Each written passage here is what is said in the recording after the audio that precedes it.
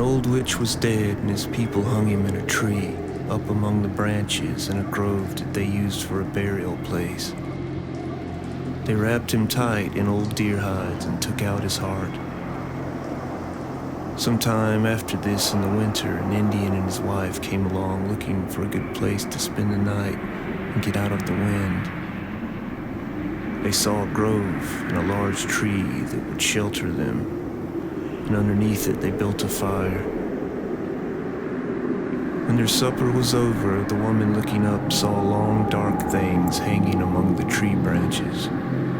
"What are they?" she asked. "They are only the dead of the long ago," said her husband. "I want to sleep now." "I don't like it at all. I think we had better sit up all night," replied his wife. The man would not listen to her and slowly drifted off to sleep. Soon the fire went out. Over the wind she began to hear a gnawing sound.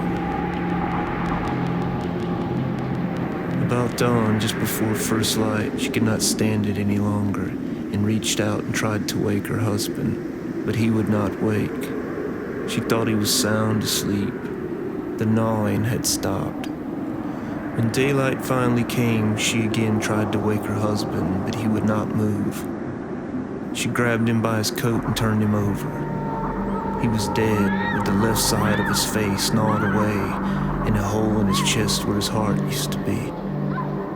Blood ran down onto her hands as she jumped up and began to run out of the grove. After running for some time, she came to a lodge where there were some people. She told her story, but they would not believe it, thinking that she had killed the man herself. They went with her back to the grove where they found the man with his heart gone lying under the burial tree with the dead witch hanging overhead. They took the body of the witch down out of the tree and unwrapped it. His mouth and face were covered with fresh blood. The woman put her hand to the witch's chest and could feel a faint pulse. The witch slowly opened his eyes and grabbed the woman's wrist as the others fled back into the trees for the lodge.